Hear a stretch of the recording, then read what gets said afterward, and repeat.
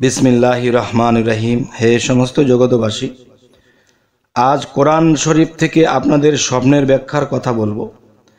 সেই ব্যাখ্যাগুলো এমনই, যদি কেউ বিশ্বাস করে এবং মেনে চলতে পারে, ইনশাআল্লাহ ইহকাল ও পরকাল ধন্য হব। তবে অবশ্যই আমরা খেয়াল করে শুনব। সেই কথাগুলোর মাধ্যমে আপনারা গভীর জ্ঞানে অবশ্যই শুনতে হবে। কেউ যদি সূরা ফুরকান বা এর কিছু অংশ পড়তে দেখে স্বপ্নে, তাহলে আপনি কি বুঝবেন? ধরুন আপনিই দেখেছেন, এখন কি বুঝবেন? সেই সত্য এবং মিথ্যার মধ্যে পার্থক্য করতে পারবে এবং সত্যকে পছন্দ করবে এবং বাতিল করবে মিথ্যাকে। যদি কেউ স্বপ্ন দেখে যে সূরা শুআরা বা এর কিছু অংশ পড়তে দেখবে, তাহলে এর ব্যাখ্যা কি হবে? এর ব্যাখ্যা হবে আল্লাহ তাআলা তাকে অশ্লীল কাজ থেকে রক্ষণাবেক্ষণ করে রাখবেন। কেউ যদি সূরা কাসাস স্বপ্ন দেখে তিনি পড়তেছে, তাহলে এর ব্যাখ্যা কি বুঝবেন? এর ব্যাখ্যা হবে হালাল সম্পদ ও ধন সম্পদ লাভ করবে। আলহামদুলিল্লাহ। কেউ যদি স্বপ্ন দেখে সূরা আনকাবুত বা এর কিছু অংশ পড়তে দেখে, তাহলে তিনি কি বুঝবেন? তিনি এটাই বুঝবেন যে মৃত্যুর পূর্বে আল্লাহ তাআলা তাকে একাকিত্বে ফেলিবেন না। যেমন মানুষ যখন মৃত্যুবরণ করে, তখন কোনো মানুষ পাশে পায় না, কিছু দরকার হলে পায় না, কিছু বলে যাবে তা পায় না। তো যদি কেউ সূরা আনকাবুত পাঠ করতে দেখে স্বপ্নে, তাহলে তিনি মৃত্যুকালে সকলকে পাবেন, তার মনের কথা বলতে পারবেন, কিছু চাইলে খেয়ে যেতে পারবেন। এই জিনিসটি বোঝানো হলো। কেউ যদি সূরা আর রুম পড়তে দেখে, তাহলে এই সূরা পড়তে দেখলে তিনি স্বপ্নের ব্যাখ্যাটি কি করবেন? তিনি স্বপ্নের ব্যাখ্যাটি এটিই করবেন যে আল্লাহ তাআলা তার হাতে কাফেরদের কোনো শহর বিজয় করবেন এবং তার মাধ্যমে কোনো সম্প্রদায়কে হিদায়াত করবেন। এবং স্বপ্নদ্রষ্টা যদি বাদশাহ হয়, তবে আলেম হবে, আর যদি ব্যবসায়ী হয়, কাজী হবে, তবে প্রচুর লাভবান হবে। এবার আসি, কেউ যদি সূরা লোকমান পড়তে স্বপ্নে দেখে বা এর কিছু অংশ পড়তে দেখে, তাহলে এর স্বপ্নের ব্যাখ্যা কি হবে? এর স্বপ্নের ব্যাখ্যাটি হবে তাকে হস্তরেখা, হিকমত, প্রজ্ঞা এবং তত্ত্বজ্ঞান লাভ করাবে আল্লাহ। আলহামদুলিল্লাহ।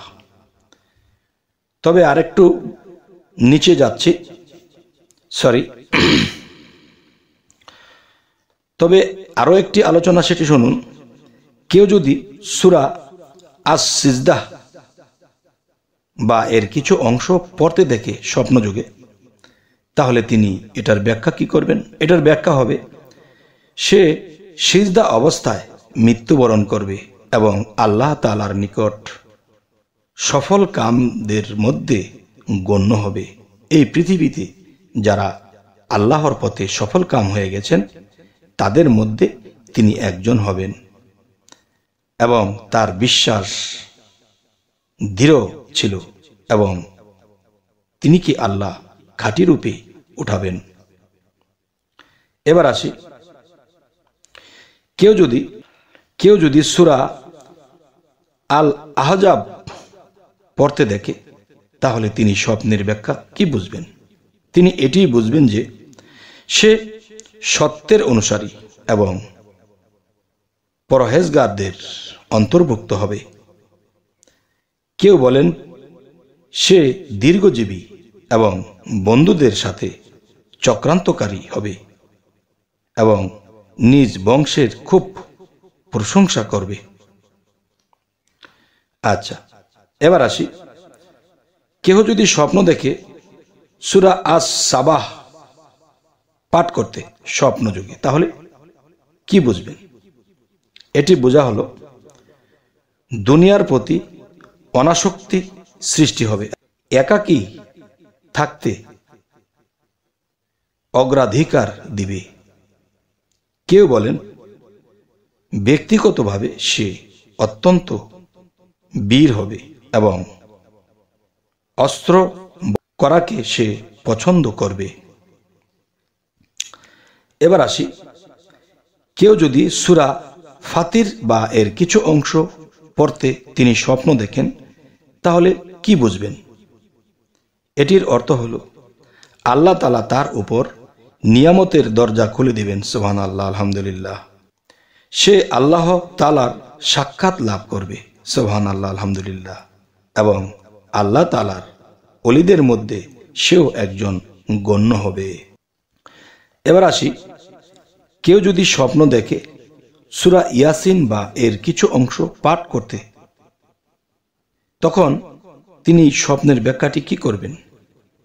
এই ব্যাখ্যাটি হবে, সে রাসূলুল্লাহ সাল্লাল্লাহু আলাইহি ওয়াসাল্লাম আহালবা পরিবারের মহব্বত লাভ করবে এবং তার দিন অন্তত মজবুত হবে। সুবহানাল্লাহ, আলহামদুলিল্লাহ।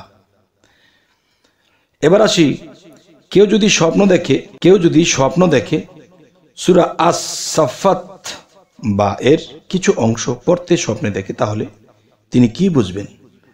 আল্লাহ তাআলা তাকে অনুগত্য দৃঢ় বিশ্বাসী ছেলে সন্তান দান করবেন। সুবহানাল্লাহ। এবং সে হালাল রুজি লাভ করবে। এবার আসি, কেউ যদি স্বপ্ন দেখে সূরা সাদ বা এর কিছু অংশ পড়তে দেখে, তাহলে তিনি এই স্বপ্নের ব্যাখ্যা কি বুঝবেন? এই স্বপ্নের ব্যাখ্যাটি হবে, তার সম্পদ প্রচুর হবে এবং পেশায় দক্ষ হবে এবং আত্মমর্যাদাশীল হবে। সুবহানাল্লাহ, আলহামদুলিল্লাহ। আল্লাহ আমাদেরকে বুঝে চলার তৌফিক দান করুন। এবার আসি, কেউ যদি সূরা আজ-জুমার বা এর কিছু অংশ পড়তে দেখে, তার দিন খাঁটি হবে এবং পরিমাণ ফল ভালো হবে। কেহ বলেন সে এত দীর্ঘ আয়ু লাভ করবে যে পুত পবিত্র দেখতে পাবে। তারও সম্ভাবনা রয়েছে যে সে সফর করবে এবং দেশে আর ফিরে আসবে না।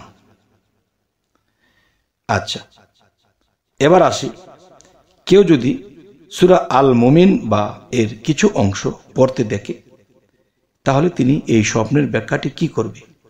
স্বপ্নের ব্যাখ্যাটি হবে, আখিরাতে সে উচ্চ মর্যাদাবান লাভ করবে এবং তার হাতে ভালো কাজ জারি হবে এবং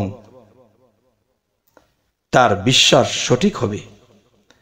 হে সমস্ত জগতবাসী, আমরা যদি এই স্বপ্নের ব্যাখ্যাগুলো বুঝে বুঝে চলি, তাহলে অবশ্যই আমাদের জীবন ধন্য হবে এবং আমরা ইহকাল পরকালে আমরা অনেক কিছু বুঝে যেতে পারবো, অনেক পাপ কাজ থেকে বিরত থাকতে পারবো, অনেক লোকসান থেকে আমরা বেঁচে থাকতে পারবো।